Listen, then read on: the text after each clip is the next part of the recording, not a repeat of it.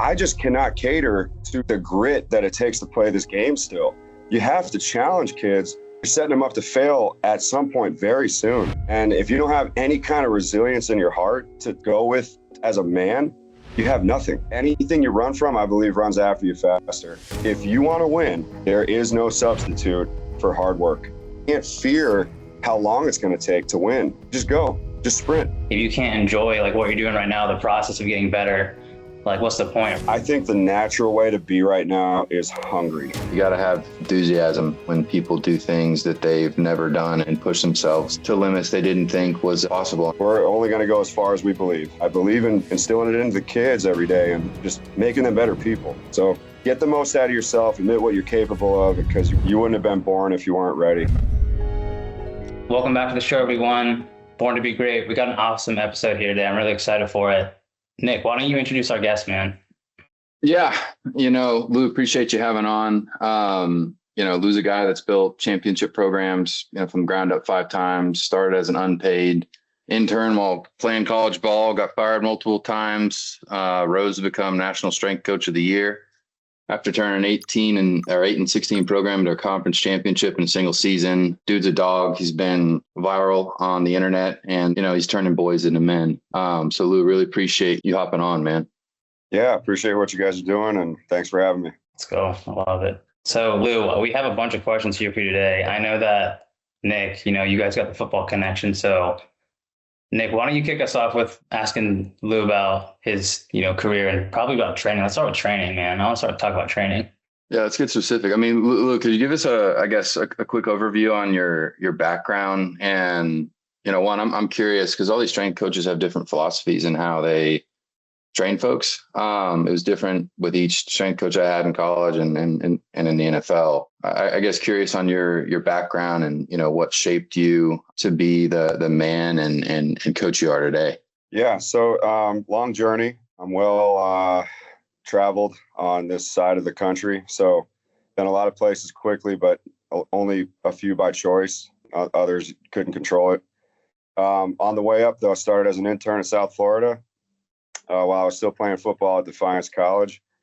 And that's when I kind of knew. I was like, this is going to be something that I think I can do as a career, because I always loved football. I love making plays. I love the game itself. But, man, I love the work that goes into football so much more. And I think that's when I really started taking it serious and started studying a lot more. And just school was fun to me at a certain point in college where, I knew what I wanted to do. So once I found direction, the next summer I was still playing. I moved home to Tampa again, but then I moved to Virginia that summer and worked for Matt Bayless at Virginia for free, and just trained myself while I was training the team, and went back to play my senior season. And then Matt Bayless got the Mississippi State job after that and took me to be his GA. So it kind of worked out perfect timing, and that set me up for the path I was on with 3 different assistant jobs and now my 6th head job. So a long journey, but lot that. Wow. Let's go. Yep. How has it changed? Just the style of training from, when you were at South Florida to now? A lot. I mean, don't want to age you, but I like saying a lot, but not a lot as well. Like there's things that have changed technology wise that you can use and are very helpful to you to keep kids safe now. But there's also things that don't change, like being tough, being accountable, being disciplined, having great habits, things that take no talent. Like that's the reason I got into this. And that's the reason I still hang my hat on what I'm doing every day. Yeah. Yeah. I love that. Coach, I think you're known for, putting your players through some pretty challenging workouts that you do yourself before you put them through them. And I'm just curious, you're also known for saying you don't just coach football players, you coach them about life. What's the correlation between a unfair workout and teaching them about life there? So, yeah, I mean, the first thing I'm doing is interviewing every kid. So like I'm in the process of it right now because we have 25 new kids on our team. And it's just, I've narrowed down the interview, but if I don't get on the same page as the kid right away, nothing happens. I don't know where he came from. I don't know what he wants to do. I'm not sure what he's overcome to even be here. So I don't have any buttons to push on him. And I need those buttons. I need to know what's going to drive him, what's going to make him go. And then also read his body language when he's not feeling it. And when his parents weren't there for him, or his dad is in jail, or whatever the story is that's making him that way, you're not so quick to judge him. So that's number one. And then the number two, the unfair workouts, that's life. I mean, everything we do, as soon as you're done with college, no one cares about you. Like, there's literally, you get handed a handbook your whole time you're in college. Hey, here's some money. Hey, here's your schedule. Hey, here's how you do this. Here, oh, this person's willing to help you for free. Hey, oh, you're struggling in school? We'll help you. Hey, you need extra mobility? We'll come in and help you with that. You get done, no one cares about you. There are 0 people waiting for you to give you a job over that guy. So we cater to him, and I just cannot cater to the grit that it takes to play this game still. You have to challenge kids. You're setting them up to fail at some point very soon. And if you don't have any kind of resilience in your heart to go with as a man, you have nothing. Yeah, I mean, I agree. Why do you think, Coach, and I've seen this, as I've transitioned out, into the business world, why are so many athletes struggle, getting into business or in their career? Is it because they've been given a handbook, a playbook their entire life and been told what to do, and somebody's given them their, schedule? I've never understood why we have so much process that they can't just apply that to another, field. So kind of curious your thoughts on that. And then other folks throughout the years that, have been super successful kind of post college career, and what traits do those guys have?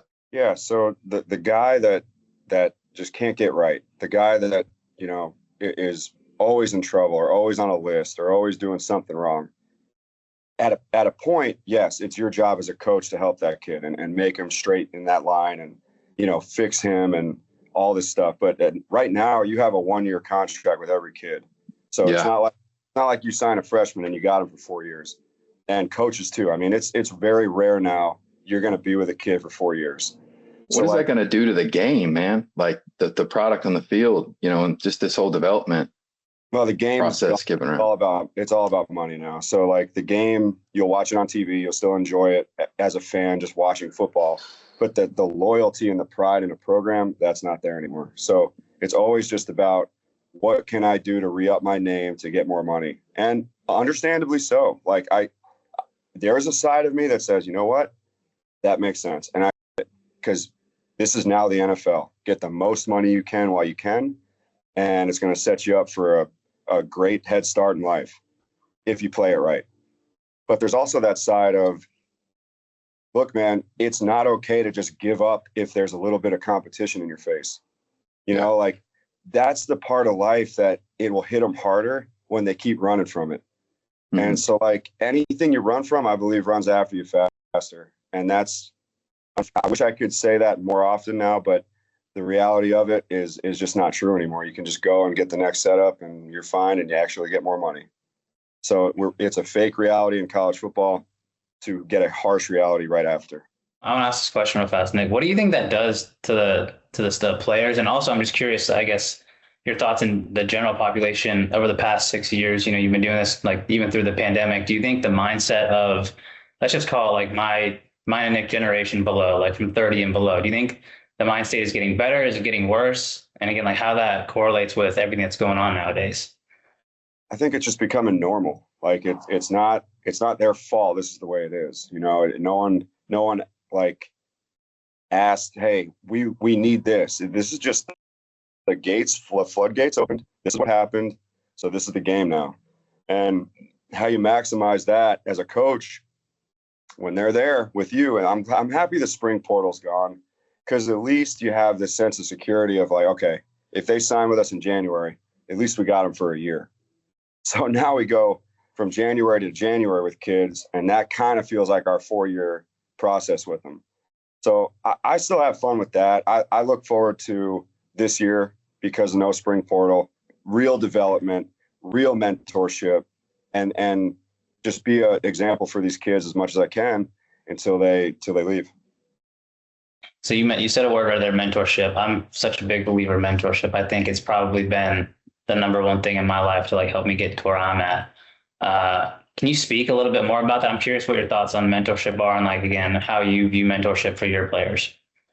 Well, I had great mentors. So I feel like, everything I've learned from the people that I tried to do a great job for, I'm literally just trying to be that example that I learned from. So, interns that work for me, I take a lot of pride in those because number one, I was one and I know how that feels.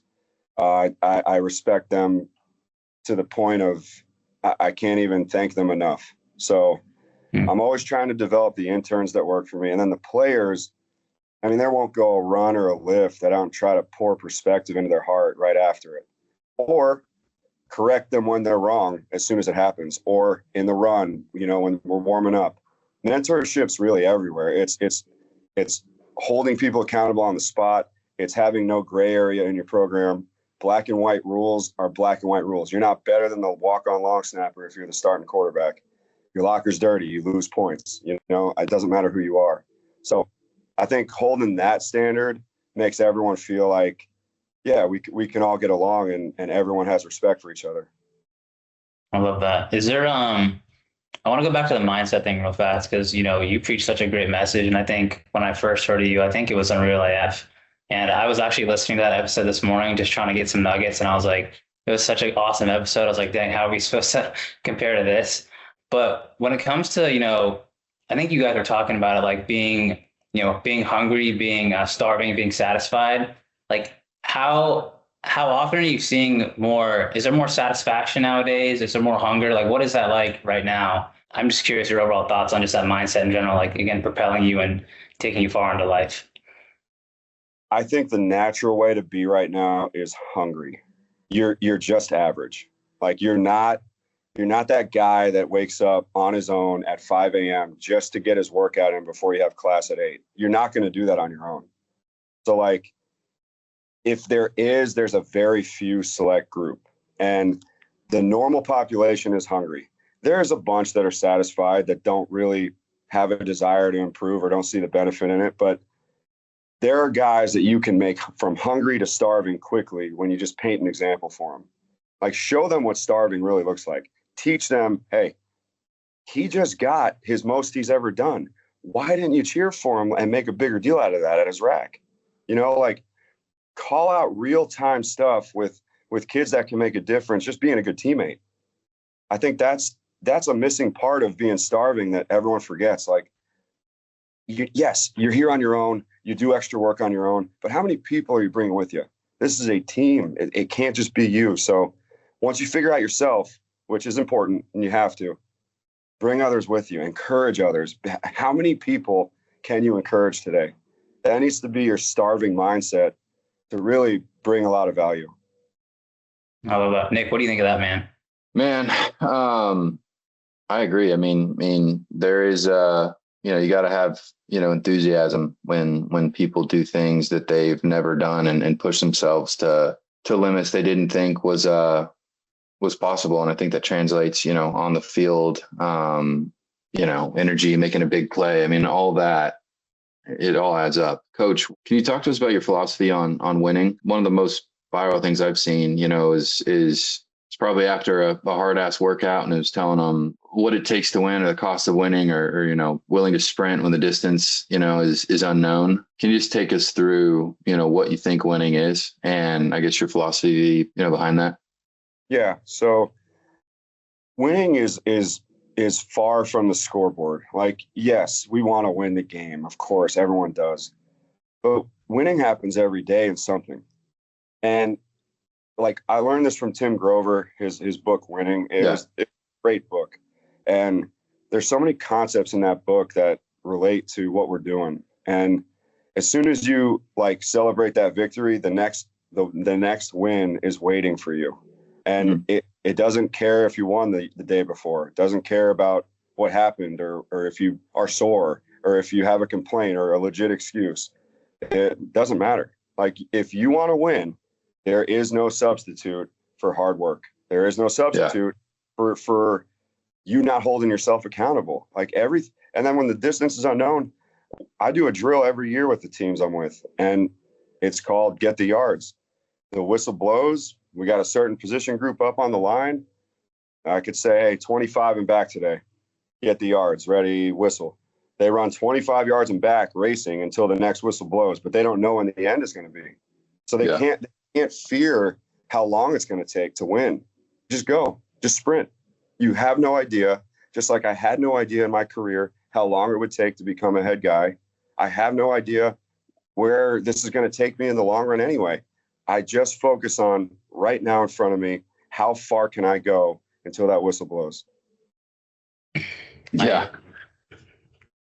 You just said something there. So like, and I feel like it's such a challenge for me, not lately, but like over the past few years. So Lou, like we just sold our business, and I've been working on some things behind the scenes too. But like when you don't know like where your efforts are going to take you and stuff like that, right? And balance between like enjoying the journey and like, you know, still being dissatisfied. Like Ed might like call it blissfully dissatisfied. That's where I think like the best of the best live. They're still super, you know, they're starving to get to that next level. They're still starving to grow. But if you can't enjoy like what you're doing right now, the process of getting better, like what's the point, right? How do you instill that into your players? Because I'm curious, like you definitely, I know you do that just by the way you operate and the message you preach. Like, how do you do that? Because I feel like it's like a dichotomy almost. It's really hard to live in because like when you're going through that workout, you're like, fuck, this sucks, right? But then you look back and you're like, I'm glad coach pushed me to that workout because it made me better. How do you teach that to your guys?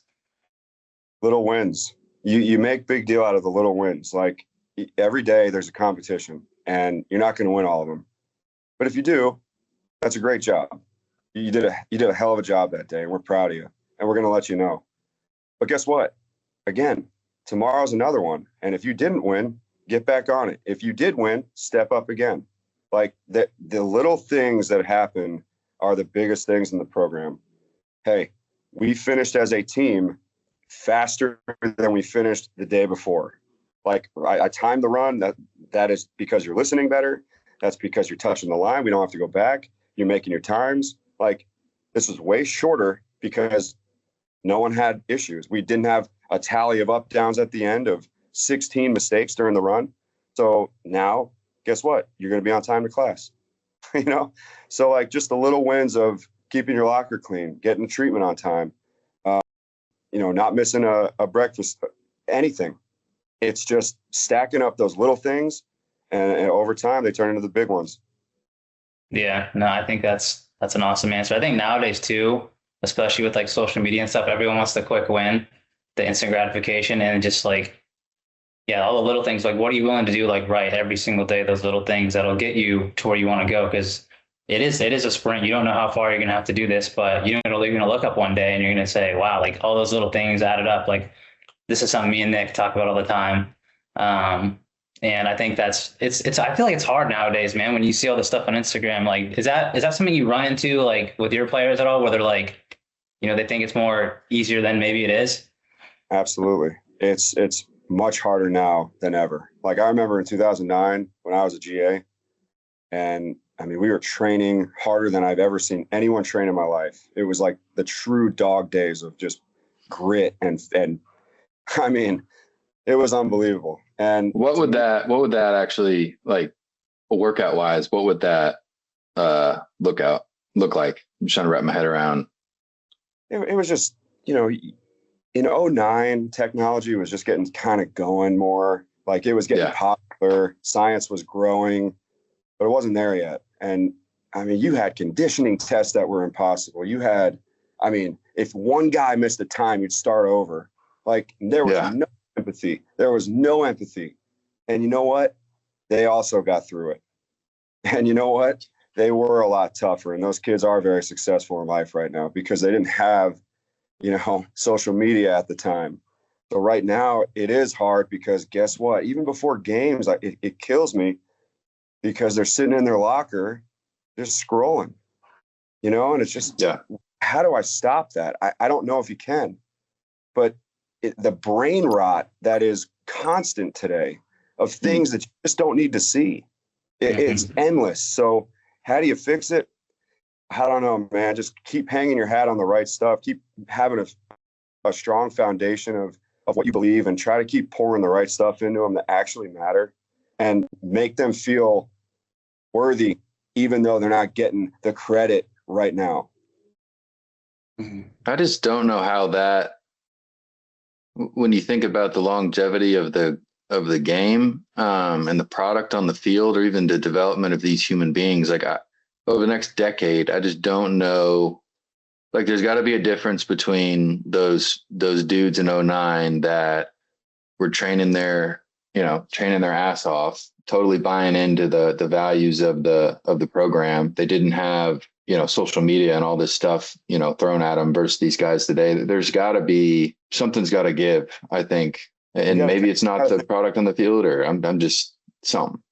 Yeah, like even the best players in the world, every one of them, like Tom Brady or whoever the playoff quarterbacks are right now, if they don't do well, they are getting destroyed by everyone on social media at every angle. The funniest things that you could say about someone, and everyone laughs at them.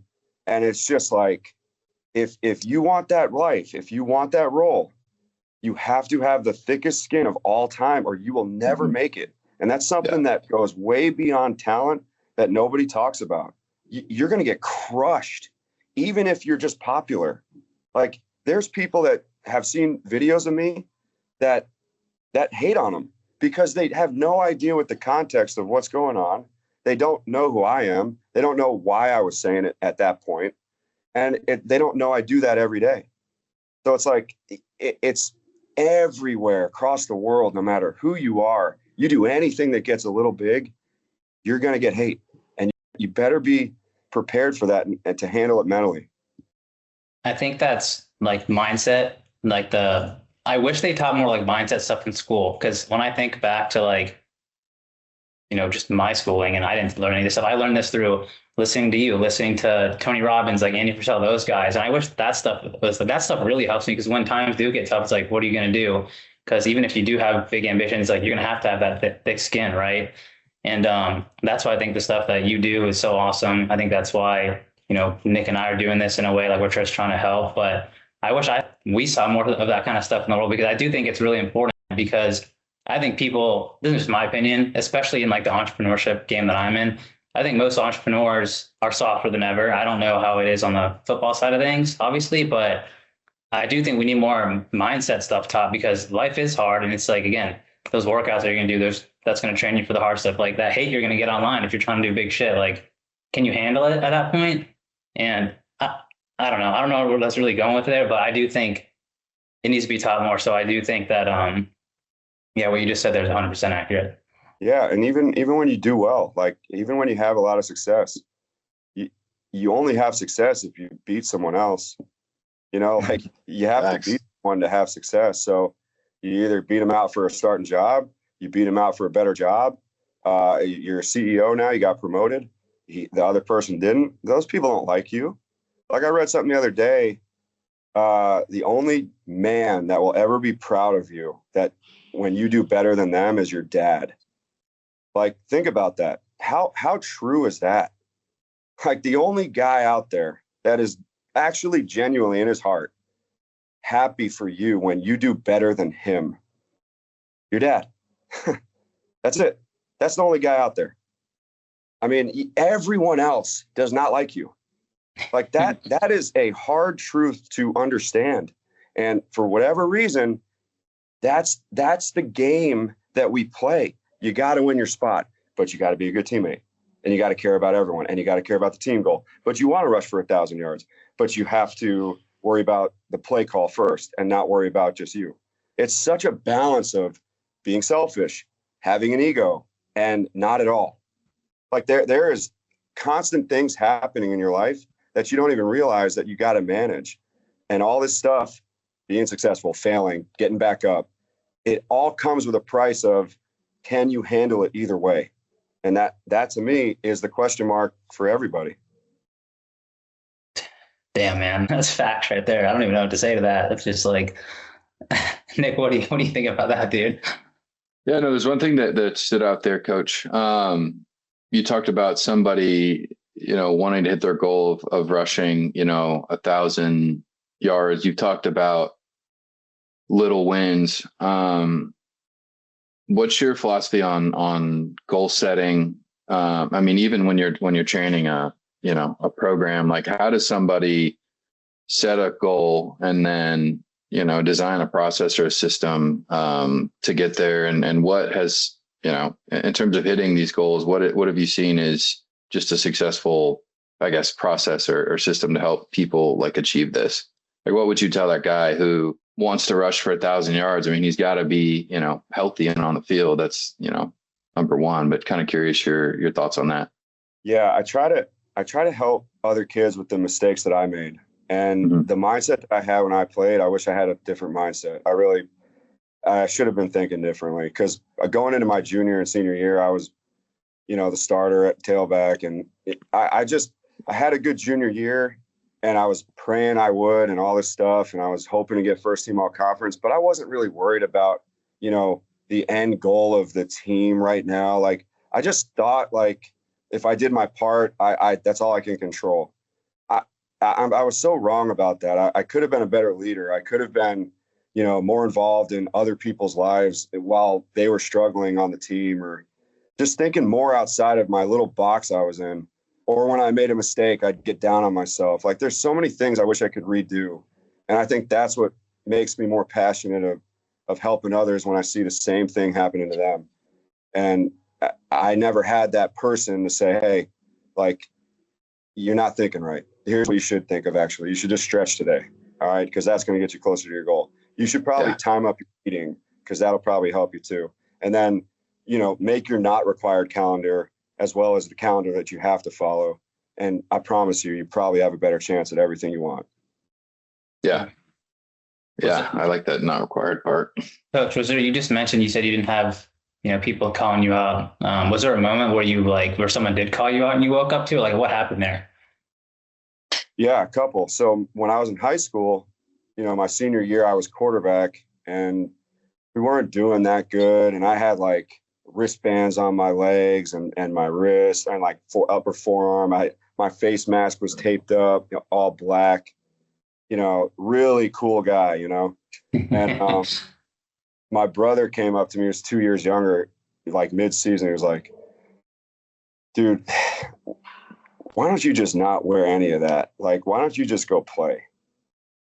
And I was like, that kind of hit me. I'm like, you're right. And I had my best game ever that next game. I had no wristbands, no tape, no spat, no nothing, and just played.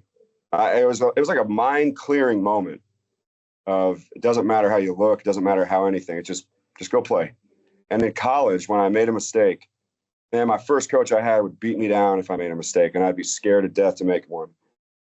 And my second coach, I fumbled, and he came right back to me and he goes, we're going right back to you next drive. And that's all I needed. That was really, that was the end. Because then I didn't think more, and I just played freely. Man, quarterback to white running back, man, you must have been a baller. Yeah, I was just quick. That's awesome. I love that. Coach, I got here in my notes here too that you also teach. Can you admit your own potential and look in the mirror? Can you talk a little bit more about that and what exactly that means? Yeah, so I mean, everyone can admit their flaws, of what they haven't done right or what they're not good at. That's easy. You just open up a little bit and, admit what you're not good at. But man, when you really try to think about like what you're capable of, what your potential can do, that's embarrassing, because probably you're not doing it. That's probably going to be the case. And when you really look at yourself in the mirror and say, hey, I know I can do this, and I believe that I should be doing this. Why am I not doing this? So like it gets to a reality where you're capable of a lot. And I mean, physically, sure, you can challenge yourself forever and come up with these crazy ideas and conquer it, and then have confidence from that. But you can also set a goal to get the certification that you've been hoping for, but you just don't have the time. Well, you make time. You wake up a little earlier and you just read a little bit every day, and before you know it, you got the certification. So I think that's a pretty important part. I love that. Do you do that with your players specifically? Is there a specific I guess not like framework, but like exercise that you do with them to help them realize their own potential? I have in the past. I haven't this past year, but I do give that message a lot. It's not really required them to act on it. I just make them think about it. And there's a lot of things you can write down on your locker and just put it right there, right front and center. Every day you walk through your locker. So, what are you capable of? What are you capable of today? Like, whose day can you make today? How can I help someone today? Am I working like I'm on a one-day contract today? If you're going to be fired or hired at the end of the day, are someone going to hire you, or are you going to get fired? So there's a lot I could say about that. We'll keep going because I love the hired or fired. Man, I want to steal that and put that into my business. That's a good one right there. Expand on that. Like, what exactly does that mean? Is that like taking a look every day at the end of the day and just reflecting on your own actions and being honest with yourself?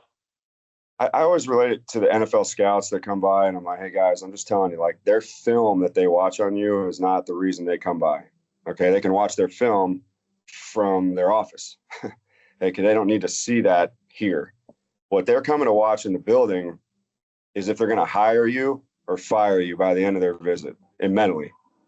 Like, they are watching to see if I should invest in this dude because he's a hard worker. He cares about others. He takes care of his business. He does stuff that no one needs to tell him to do. He's always taking care of himself. Like, that's the stuff they want to hear from their strength coach. That's the stuff they want to hear from their position coach. So you can't get that on film. You got to ask. And I think that's very important for them to hear. You're going to get hired today based on your effort. You're fired. Oh, I like that a lot. I mean, Nick, you went through that process. Like, was that what happened? Just with scouts coming by, or? Yeah, like, is that what you saw? Like, again, you've got your own story there. And yeah, I mean, I think intangibles is what got me to the next level. And coach, I wasn't one that like played a ton during, I guess, the earlier part of my career. I mean, I played running back in high school and then got recruited to Arizona State to play.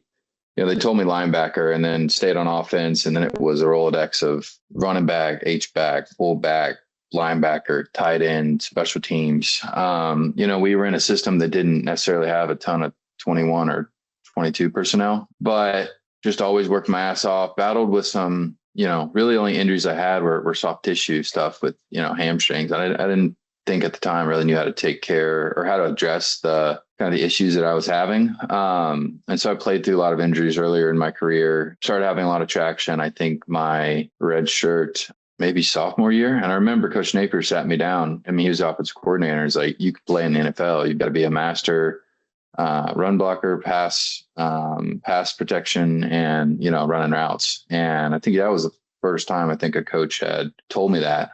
But at the end of the day, I think, I ended up getting to the NFL just through a bunch of, not quitting, being more mentally tough than, everybody else, and just doing the little things right over long periods of time. And I had a weird gap year where 2020 was my draft class and ended up not getting picked up. And there's a fucking crazy story of everything that went down, over the course of that year. But found a trainer down in Austin. My parents had moved down to Austin from Dallas. And I, trained with this guy pretty much for like 8 months straight, just doing the little things right every single day, and ended up getting picked up as a free agent, and had some good tape from my time at Louisiana, where I got to play a lot of ball. But a lot of talented dudes out there that I played with that didn't, they weren't right on the intangible and process side. And it was more of from what I've seen, you've probably seen more of it than me, just it's a mental and emotional management kind of thing. And it's really, I mean, sprinting when the distance is unknown, and just all the shit you have to deal with on a daily basis. And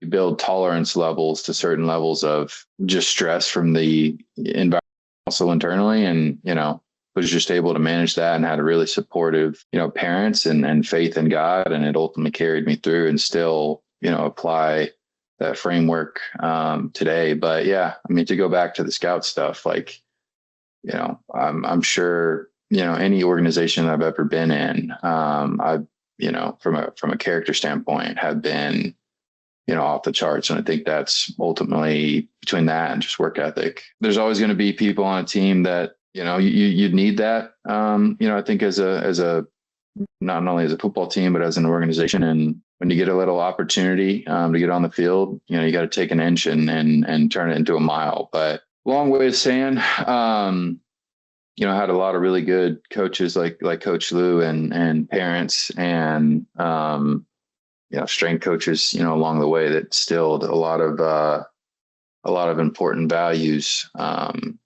into me. And I can tell you at Arizona State, it was character, smart, discipline, tough. And we had a Navy SEAL freaking program. And it was because of that I was able to succeed. And probably when scouts came through the building, everybody from the athletic director down to the assistant nutrition staff said, that guy shows up early, he stays late, does everything right, runs past the line, encourages others, a leader by example, all of that kind of stuff. Seems simple, but I think it means a lot and holds a lot of weight. And again, there was a lot of really talented people that were a lot faster than me and ran a 4.4, but they ran 4.4 in the wrong direction. Who thinks right? But yeah, long way of saying, Lou's totally right, man. Love that. Well, Coach, I guess just before we wrap up here, the podcast is called Born to Be Great because we also believe, everyone was born to be great. I'm just curious, what does being great mean to you, and how are you continuing to be great and, continuing to teach that to your players? I said something a while ago. It's one of my favorite quotes. You wouldn't have been born if you weren't ready. And I think that's for anything you want to do in life. It's just, you're always going to have doubt. And I told the guys, I told them yesterday, I said, hey, we're only going to go as far as we believe. And my job this offseason is to create a ton of doubt for you, because I know it comes up in a game and I know it comes up in moments. But man, if you can overcome that doubt and get past it, the strongest belief sets in that you couldn't even imagine. And it only sets in after you conquer doubt. So I just think anyone that's trying to do something, wow. You're trying to do something big, you're trying to have this big dream, that's great. So does everybody. So what's going to separate you?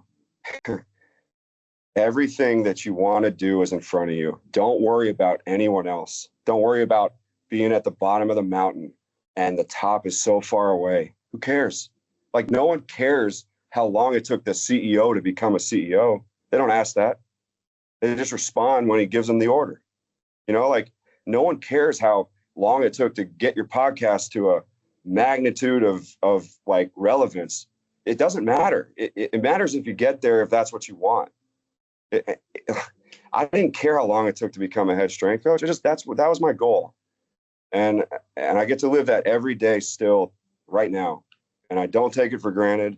There are moments here and there that are very stressful, but man, I'm living my dream. I'm happy. I'm doing it the right way. I believe in instilling it into the kids every day and just making them better people. Like, that's what this whole thing's about. So get the most out of yourself, admit what you're capable of, because you wouldn't have been born if you weren't ready. Man, fire me up, dude. I love that. So awesome. Well, Coach, how can people connect with you as we're finishing up here? At Lou Caralla on Instagram, at Lewis Caralla on Twitter. And then my book is Firelighters 365. It's a message of the day for every day of the year. Just messages that I've given teams over the years after workouts. Awesome. Well, yeah, everyone right now. Yeah, go buy the book. Go buy the book, everyone. It's awesome. I've been reading it for a while now. It's great. Well, Coach, we very much appreciate your time. And we're looking forward to, staying connected and hopefully having you on back again in the future. Yeah, thanks so much, guys. Really appreciate it.